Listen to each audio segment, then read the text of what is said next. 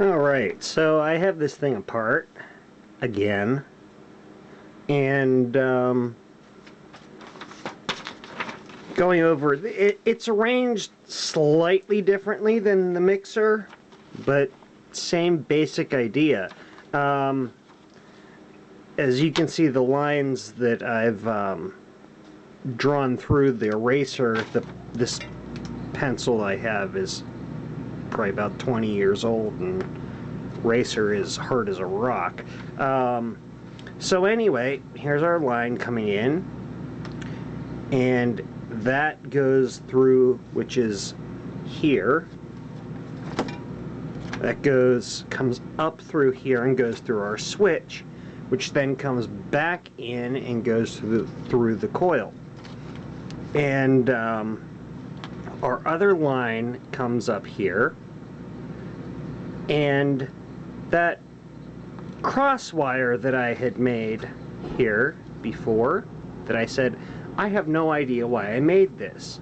That I thought it was supposed to be whatever it is, the two wires that are just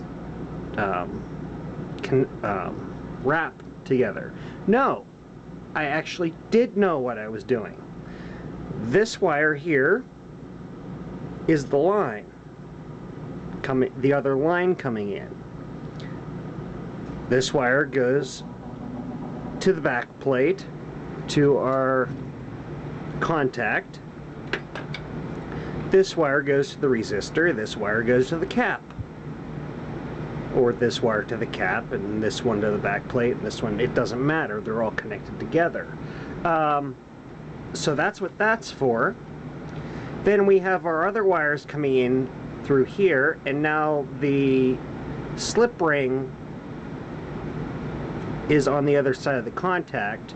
I might have drawn that in the wrong place, I'm not sure. But these three are tied together and go directly to the coil. And how the, if you can see down in here, probably not, because the light's at a wrong angle, but the slip ring is tied to the other brush terminal, and that other spring clip that I had the two wires connected to connects onto that terminal and goes to the capacitor and resistor, or capacitor and resistor on the side. So we're going to try to wire this thing up, and this is going to be a pain, cramming all of this wiring and everything into the back of there. There is a good amount of space, but they definitely didn't think of clearances or anything like that, or servicing, when they designed this thing.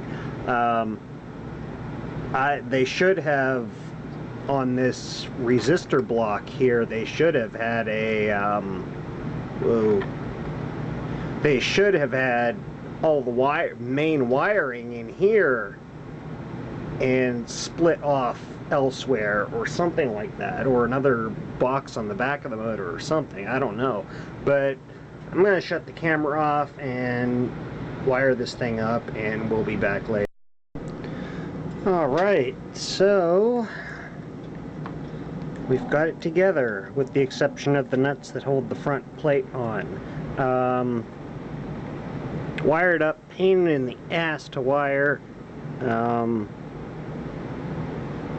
I should have done a little shot showing what the wiring looked like inside, but it's together, so not taking it apart again unless I have to.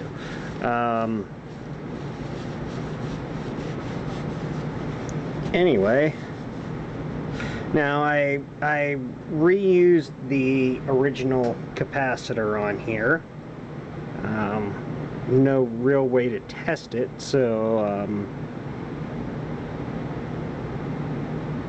I'm probably going to regret it if it explodes. Well, oh well. Interesting thing to note is this base plate here that holds the resistor was cut out here for whatever reason. Whether that was to fit, whether this motor was used in other devices or what, but that looks like it was cut out and this was ground down here to fit the machine. But haven't tried it on the machine yet, but let's plug it in and give it a shot. Obviously nothing, because our little jumper lead here isn't connected, but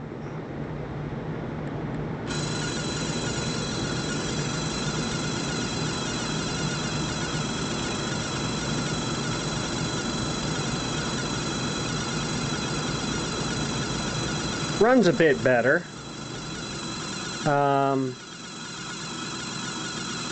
I don't know why they would have gone. Now, most of the pictures I've seen of this model calculator use an induction motor, so I'm not sure why this particular unit has this motor on it. But it looks like we got it running, and no magic capacitor smoke is coming out of it, so that's good. As I said, the capacitor, I believe, is just a filter cap, so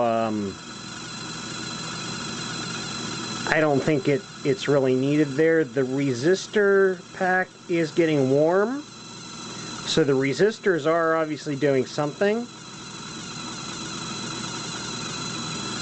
So yeah, anyway, time to try it out on the calculator and see what the thing can do. Thanks for watching.